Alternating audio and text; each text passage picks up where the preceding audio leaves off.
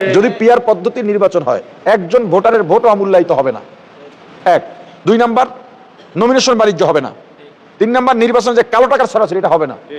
ফলে দুর্নীতি যেটা হয়, একজন এমপি যদি 5 কোটি টাকা খরচ করে, যেই বরাদ্দটা হয় তারটা আগে নিয়ে লয় না, শুধু কি নেয়, তারটা নেয়, রডের বদলে বাঁশ দিয়ে ব্রিজ বানায়, কি ঠিক না? তাহলে এই দুর্নীতি বন্ধ হবে এবং দেশের সকল জনগণের ভোটাধিকার মূল্যায়িত হবে, প্রয়োগ হবে। আপনার নমিনেশন বাণিজ্য, ঘুষ বাণিজ্য এগুলো বন্ধ হবে। এখন বলবেন তাহলে জনগণের সেবা করবে কারা?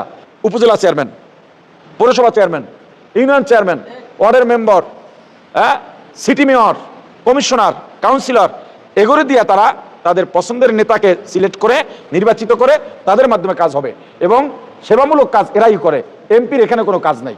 আমি আপনাদের কাছে দাওয়াত রেখে গেলাম পীর সাহেব চরমনাইয়ের পক্ষ থেকে যে আমরা পিআর পদ্ধতিতে নির্বাচন চাই ইনশাআল্লাহ, এবং বাংলাদেশের সবাইকে আপনারা জানাই দেবেন, আপনাদের আত্মীয় স্বজন, যে সবাই যেন পিআরের পক্ষে রায় দেয়। পিআর হলে প্রবাস থেকেও আপনারা ভোট দিতে পারবেন, প্রবাসীদের ভোটেও তখন মূল্যায়ন হবে। সবচেয়ে বড় ব্যাপার, পিআর পদ্ধতি হলে সব দলের অংশগ্রহণে সরকার গঠন হবে। এখন এক দল এইটা চায় না, কারণ তারাও ফেসিবাদ সাজতে চায়, এককভাবে এই দেশকে শাসন করতে চায়। 40% ভোট পাইয়া দেশের 60% মানুষের উপরে শাসন চাপাইয়া দিতে চায়, এই জন্য তারা পিআর চায় না। তারা যে জোট করে তখন তো আসন ভাগাভাগি করে না? তাহলে সেখানে যেহেতু আসন ভাগাভাগি হয়, তো পিআরের মাধ্যমে তো অটোমেটিক আসন ভাগাভাগি হয়ে যাইতেছে।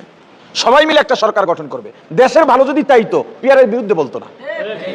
যারা দেশের ভালো চায় না তারা পিআর চায় না, তারা চায় এককভাবে ক্ষমতা নিয়ে এরপরে বেশিরভাগ মানুষের উপরে কম সংখ্যক মানে মাইনরিটি সাপোর্ট নিয়ে মেজরিটির উপরে তারা তাদের জুলুম চাপাই দিতে চাইতেছে। কথা বুঝেন নাই? আমরা চাই পিআরের মাধ্যমে ছোট বড় সব দলের অংশগ্রহণে সরকার গঠন হবে, তখন কেউ ফেসিবাদ হতে পারবে না। তখন বাইরে কেউ যদি বিশৃঙ্খল করে, ছোট দল হোক বড় দল হোক, সংসদে বসে বলা যাবে যে আপনার দলের লোকেরা বিশৃঙ্খলা করে কেন, থামান এদেরকে। এক দলে চাঁদাবাজি করতে যাবে, সবাই মিলে তারা চেপে ধরবে না, এটা করা যাবে না। একটা দায়বদ্ধতা চলে আসবে, একটা জবাবদিহিতা চলে আসবে। এই জন্য দাওয়াত রেখে গেলাম যে আমরা পিআর পদ্ধতিতে নির্বাচন চাই, সুন্দর একটা দেশ চাই। আমাদের দেশ যদি সুন্দর হয়, প্রবাসীরাও ভালো থাকবে। বর্তমান সিস্টেমে প্রবাসীরা সবচেয়ে বেশি নির্যাতিত, প্রবাসীর টাকা দিয়ে বাংলাদেশ চলে, অথচ প্রবাসীরা এখনো এয়ারপোর্টে গেলে তাদের কত বিড়ম্বনা পোহাতে হয়। এই যে জুলুম, এই যে দুর্নীতি, চুরি ডাকাতি কোন সিস্টেমে করে? বর্তমান সিস্টেমের কারণে করে।